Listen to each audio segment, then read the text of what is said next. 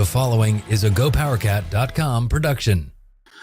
Well, yesterday, there was an eclipse.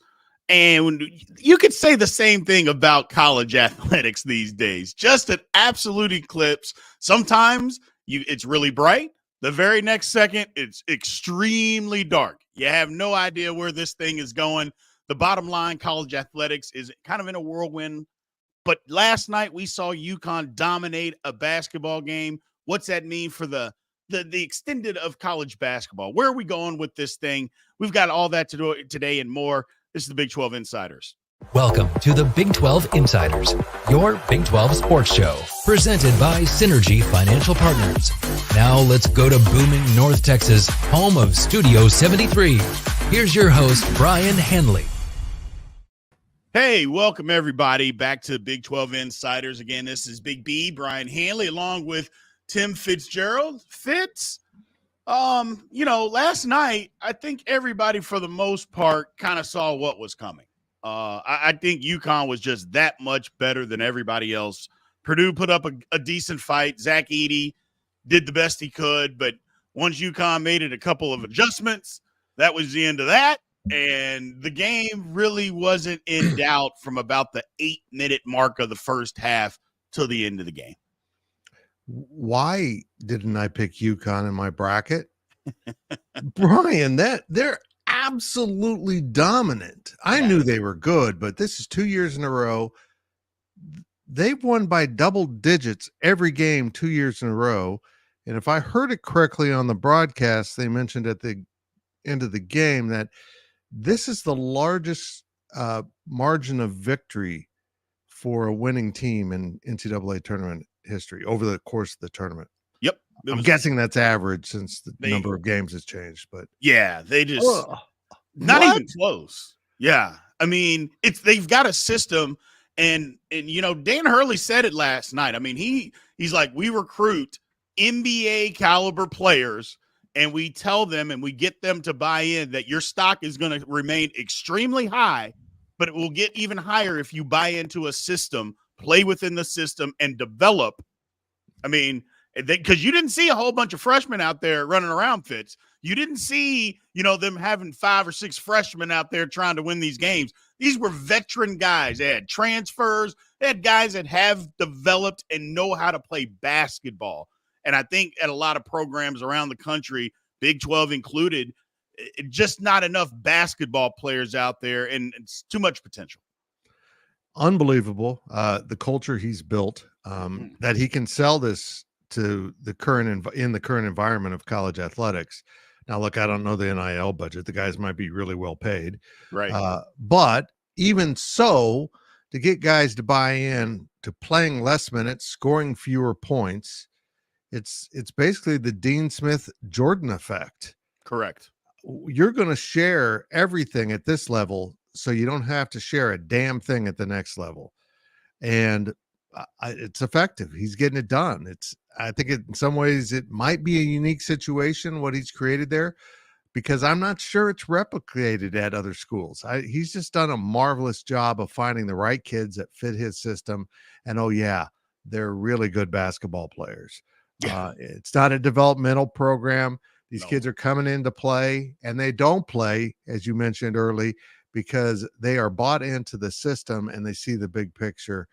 Brilliant by Mr. Hurley. It is brilliant. Yes. I mean, and sliding in on what you mentioned, NIL, look, and we can get specifics as far as numbers, but I don't think we really have to.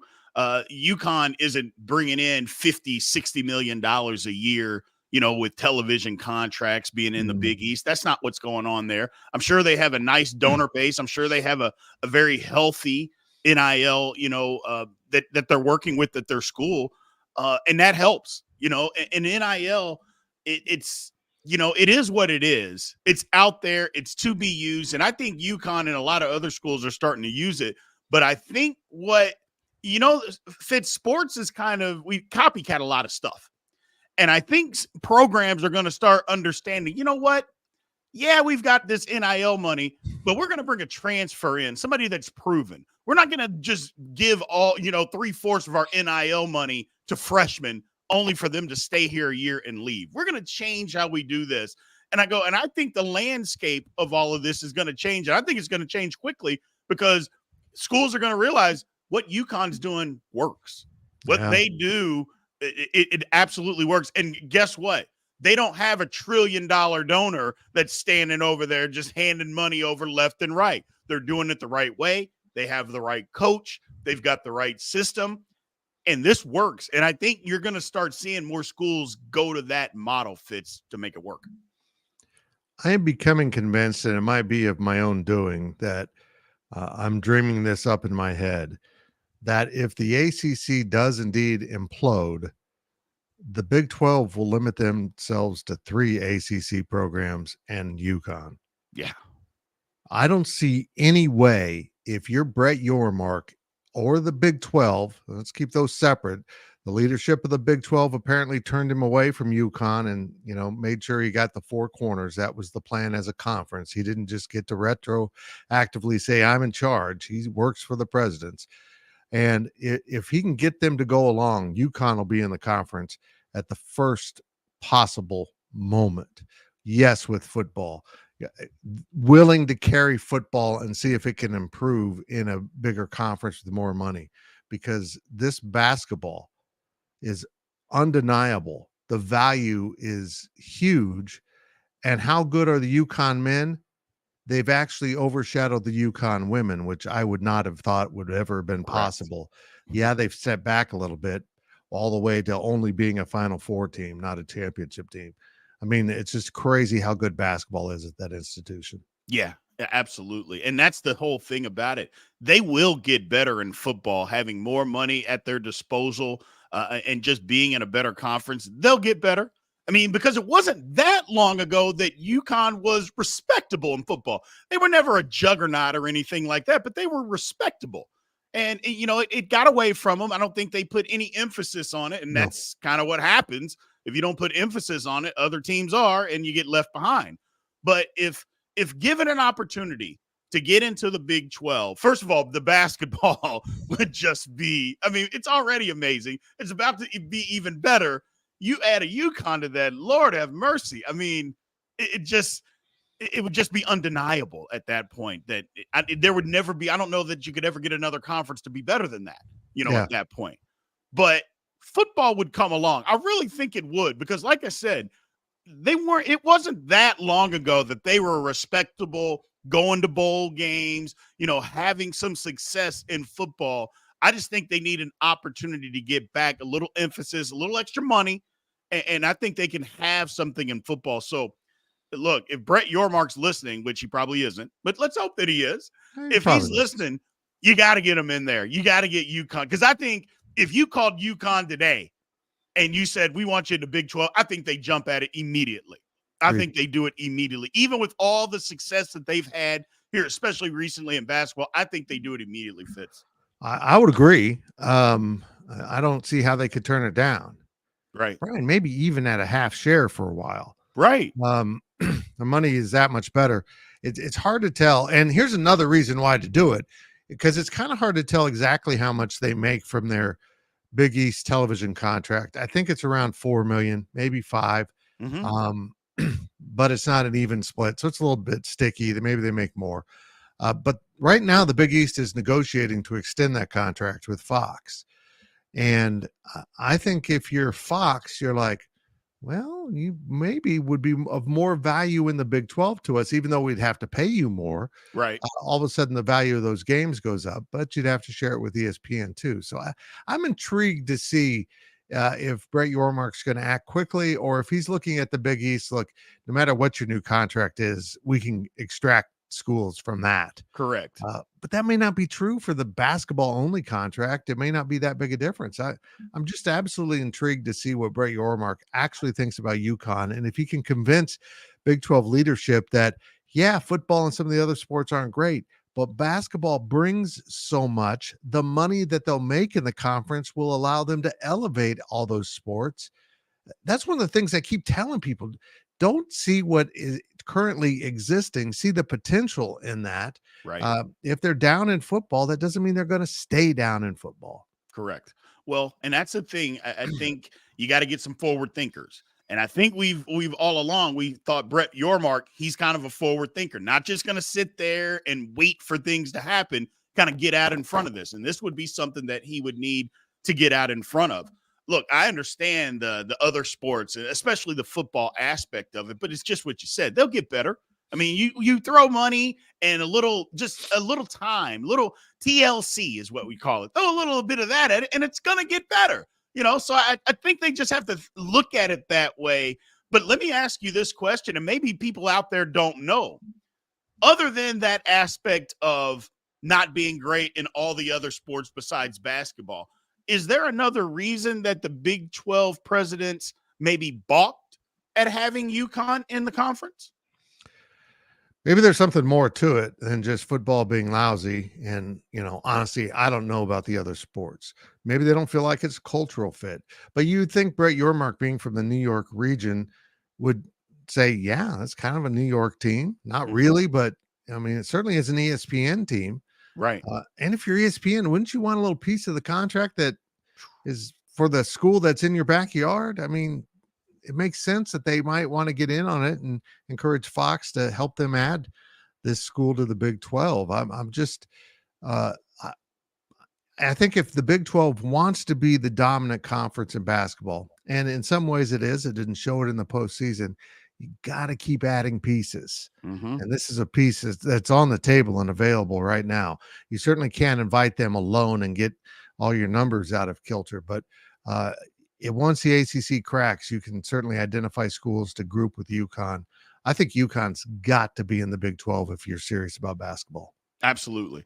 And speaking of the ACC cracking, let's take it a step further. So, and I know we've talked about this before, but it seems like these things change daily, Fitz, on what is going on. So again, for people that are out there, I know you think, man, they're talking about expansion and transfer portal. It's because it's changing every day, people. Yep. And literally every day there is something, not rumors, things that people are literally talking about doing. This is just not us making up stuff, I promise you. So the ACC goes by the wayside. The best teams, not, hey, we want to reach for the stars. Let's just, in the realistic world here, who are the three best teams? Let's just say UConn obviously is the one. The three teams that we would want in the conference, and I say we as the conference, is it NC State, Virginia Tech, Louisville, Pittsburgh, in that group? Would those be the teams that we want? Now, I named four. One of those would have to be by the wayside if we're adding UConn. Are those the teams? Could be. I mean, I certainly think Louisville will be an easy, comfortable move for this conference. They've already vetted them in the past. They wanted them. Texas overruled that, basically.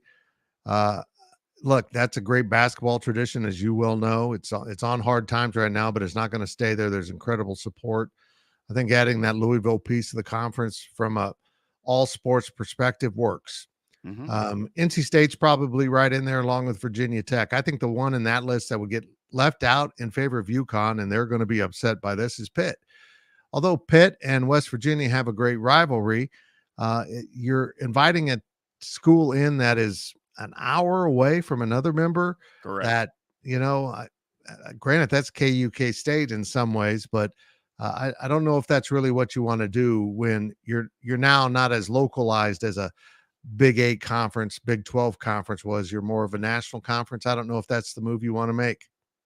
Well, the thing about Pittsburgh is, let's start back up. K-State and KU, look, you can call it what it is, but they are grandfathered in. They were already in the conference. So too bad, so sad. That's just kind of the way it works. It's just, it's like Oklahoma and Oklahoma State were in before Oklahoma left. I mean, they weren't far away from each other either. Nope. So it's just the way that those things happen to work out.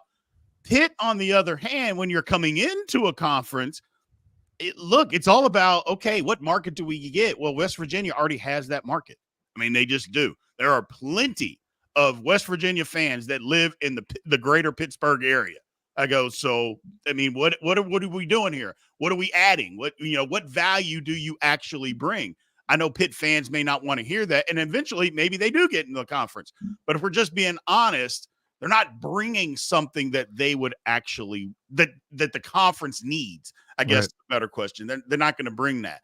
I like the NC State. I like the Virginia Tech. Let me ask you this: we're talking basketball. Why isn't more people talking about Duke joining the Big 12? Because again, their football is not horrible. I mean, Right. it's been pretty good as of late, actually. We know what their basketball is. That goes without saying. They've got decent other sports. Why not enough talk about Duke?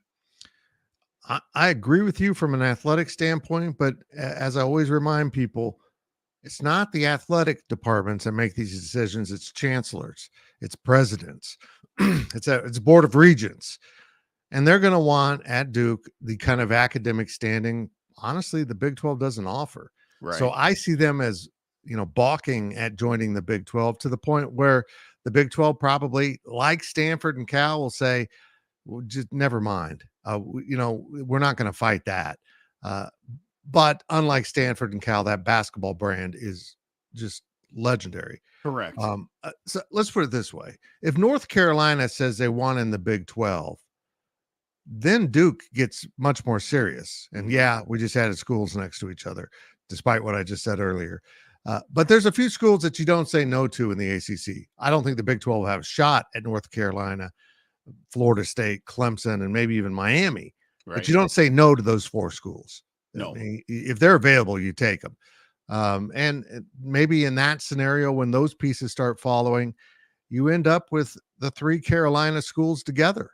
And bring those schools in along with, UConn, or I don't see how you pass up Louisville. And maybe if those schools are on the table, you go beyond four. I would prefer not, but maybe that's what happens. Right.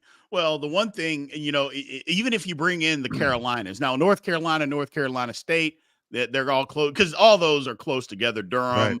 Chapel Hill, Raleigh, all really close. The difference with Duke, though, Duke is a national brand. Yep. So if you bring in Duke, there's fans all over the country that are Duke fans. I'm not saying there's not for North Carolina, because there's North Carolina fans everywhere, but it's more regionally located, and especially with NC State. But Duke, because people think, oh, Duke's in North Carolina, I would be hard pressed to say that, I don't know, 20% of the kids that go to Duke are from North Carolina. I mean, I would think it's probably 10% or even from that area. So you get the whole national brand when you bring Duke into the conversation. And speaking of 20%, I bet you if you travel around the nation and ask Duke fans, did they go to Duke or did one of their relatives go to Duke? Maybe only 20% would say yes. The other 80 are just bandwagon fans. Yes, my friend Riley Gates, I am talking about you. And that's incredible.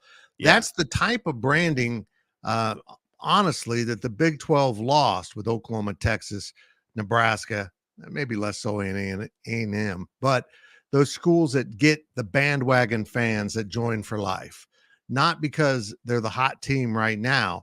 It's that they're an established national brand, and I want to be associated with that. Absolutely. And there's nothing wrong with that if you want to do that.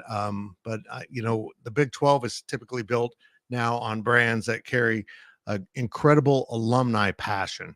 And that's, the engagement and passion is where the Big 12 really shines through in this whole conference discussion. Yep, absolutely.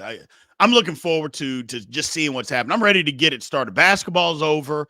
I'm ready to see what the next step is. And we're going to park a break right here. And we'll come back. We'll check in and we'll talk about what's next. We'll talk about, how the transfer portal ties into all of this. But one word from our sponsor, Synergy Financial Partners, and we will be right back.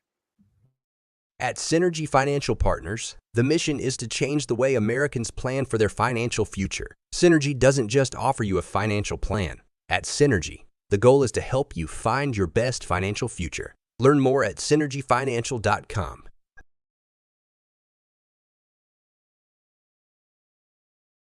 Welcome back to the show. Let's head back to the studio.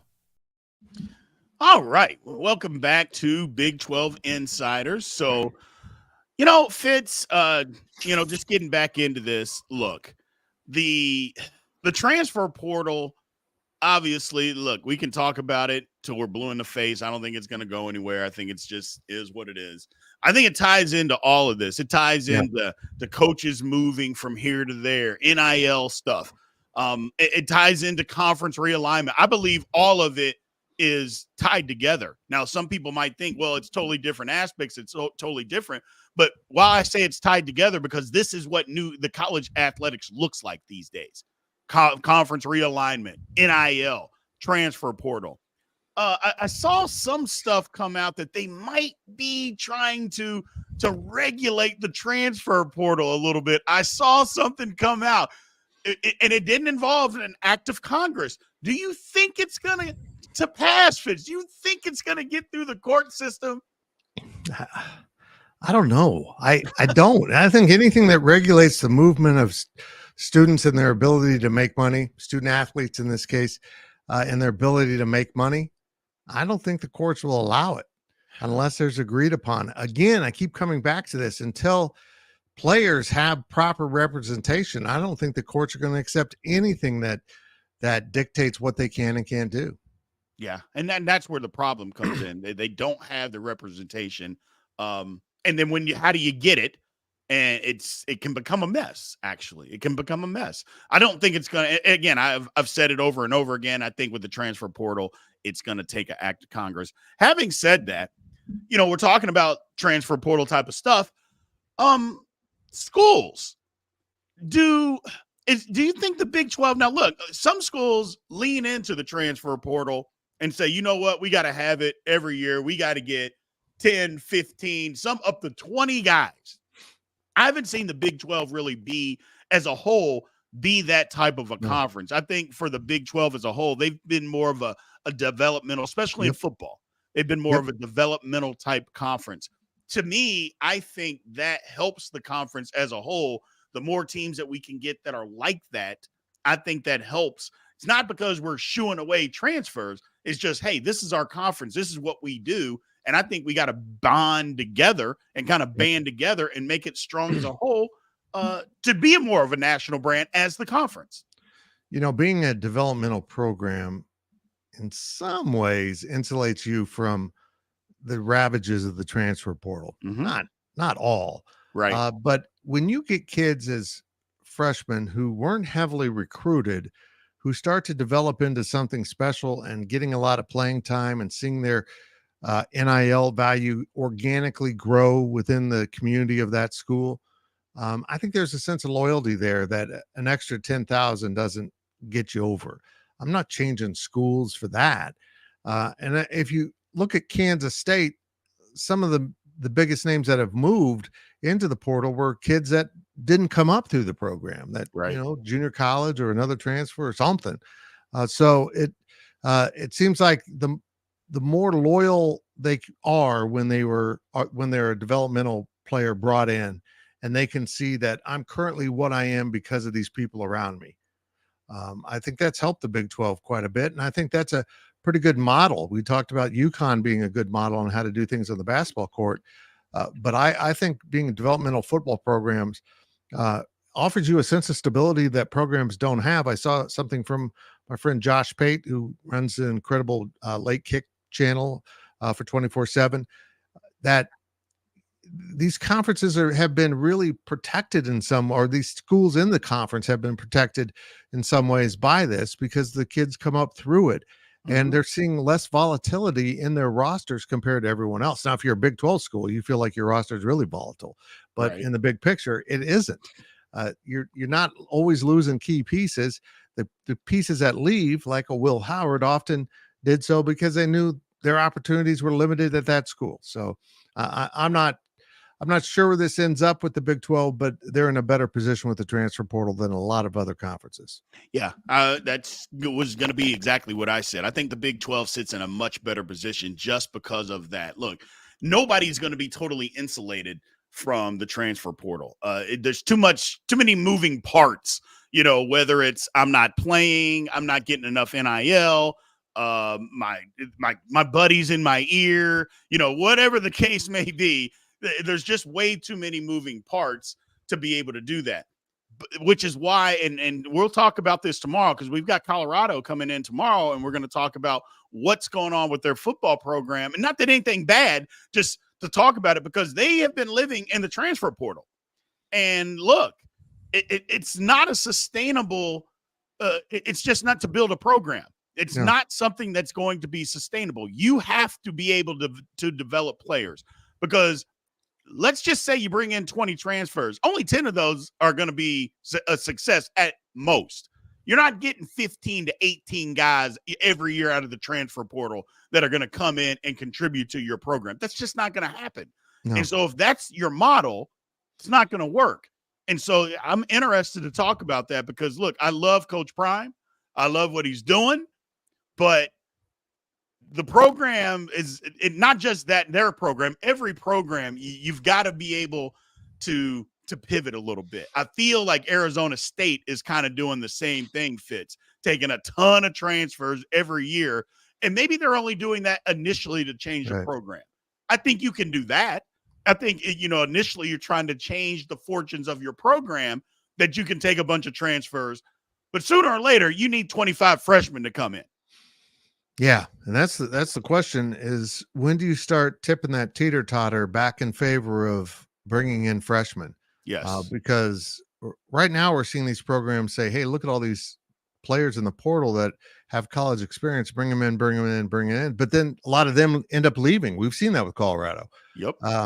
So, yeah, you've got to start at some point to recruit those freshmen. At Kansas State, we're seeing it with basketball. Right now, it's really a transfer portal heavy program, but they're working on those younger guys, trying to add more so that teeter-totter kind of evens out and puts you in a good position to win on a regular basis. Not just, it's almost like the guy in the bar who doesn't play darts but ends up with the dart in his hand and throws it.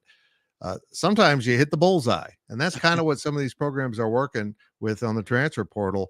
And sometimes you just miss the board altogether, most of the time with me. But it's just kind of a shot in the dark at times that the portal players that you bring in will be cohesive and work out.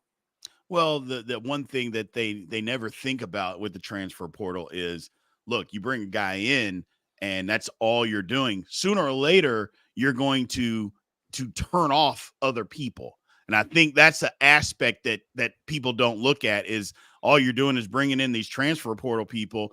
And then somebody's going to say, you know what? They're not developing me. If I go there and maybe I'm trying to go to the NFL, maybe I'm trying to just get on the field. Well, they don't develop anybody. All they do is bring in transfers. Look, with kids are smarter these days, or I'd like to at least think that they're smarter these days. They have access to a lot more, technology and a lot more information than what me and you and a lot of people, have access to these days. So for them, it's just like, hey, man, I'm making this. They seem to be making a lot of business decisions. Well, their business decision is, why go to a school that's transfer, heavy, and they don't develop guys? Yeah, you might coach me up for a semester, but you know what? I want to be there 2 or 3 years so I can get the most out of this. They'll stop going because kids are smart these days. And I think that's another reason. And I think it just kind of gets brushed to the side. I think you got to pay attention to that. Kids are, like I said, they have access to a lot more information these days to make these kinds of decisions. Yeah, it's fascinating what a long, drawn-out process it is to pick your school coming out of high school. Mm-hmm. I think it's about taking the trips and all that, the fun stuff that goes with it. The adrenaline rush of, being invited on an official visit to Notre Dame, or, standing on the field, one of those storied places. I get that. But the transfer portal, you give a guy one year in college and he hits the portal, the hell with those visits. I'm going to do all my research online and via video conferencing. I don't need to, visit the school. I've seen these things. Right. So it's just so much more volatile when you're dealing with transfer portal kids, because they're also, we've seen it. This is his fourth school. This is his fifth school. We've seen that. Yes. Because sometimes kids transferring becomes an addiction, and they're always looking for something. This is going to sound really corny. They're looking for something from their school instead of looking for something inside of themselves. It's a different generation too. Yep.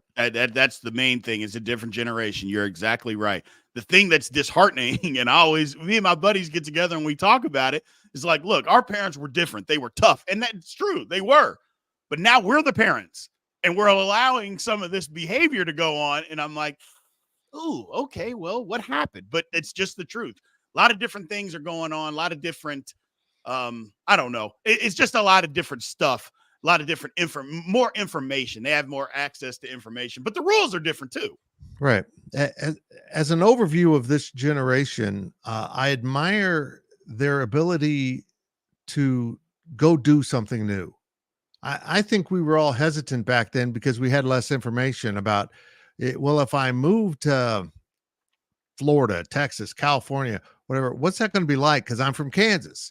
Now you can get online and discover everything and get comfortable with everything. These kids in this generation will pack up and go travel Europe for a couple of weeks.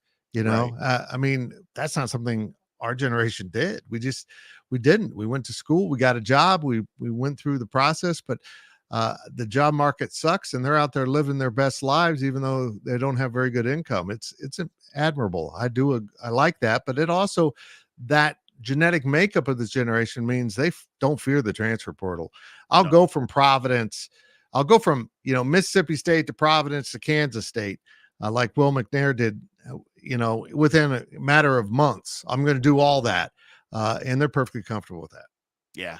It's a new age. It's a new way of thinking, new way of doing a lot of different things. But at the same time, we just have to roll with the punches and adapt to it. And I think the schools that adapt the best, those are going to be the ones that are more equipped to have sustained success versus just pockets of success. Yeah.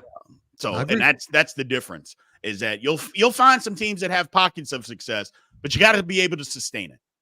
And it'll be interesting to see how the Big 12, as it comes together in this new conference, a lot more teams who can put all that stuff together. Again, NIL, transfer portal, constant coaching changes. It seems like this whole carousel of what's going to happen with, especially basketball, with Kentucky and Arkansas and all that kind of stuff. It's just crazy, crazy, crazy times. We're going to park one last break. We'll come back in the show here and just talk about what's next for the Big 12 Conference and college athletics.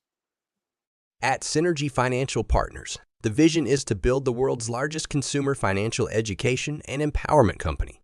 Synergy doesn't just offer you a financial plan. At Synergy, the goal is to help you find your best financial future. Learn more at synergyfinancial.com. Welcome back to the show. Let's head back to the studio.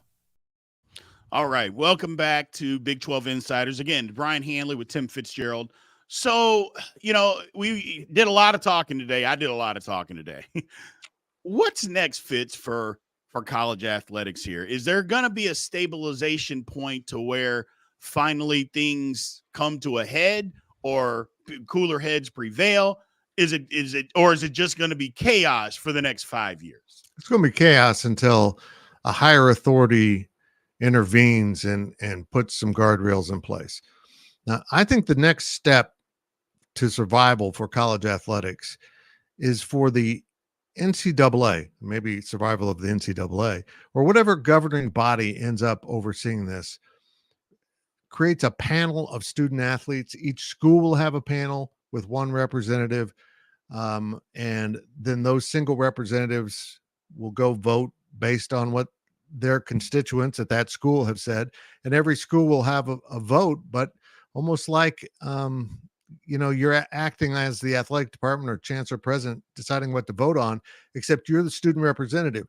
And if the student athletes all are in favor of something, then now you have a body that is looking out for their interest. Right. That's what's lacking over and over, is the courts are saying, look, you can't regulate these people without representation. And that's what you continue to do. They have to solve that before they can go anywhere else. Yep. Until they do, like you said, until they get that figured out, chaos. And I think people just have to be comfortable dealing with the chaos, just living in the weeds, because I believe that's where we're going to be for the foreseeable future. It can be a good or bad thing. We don't know. hopefully it's a good thing. Hopefully for the school that you root for, it's a good thing. So I'm just looking forward to a lot of this stuff. I'm ready for whatever's going to happen, Fitz. I'm ready for it just to happen so we can get on to the next thing. That's what I'm ready for. So I know. I mean, and unfortunately, the next thing is going to be the shaking out of the ACC in some degree.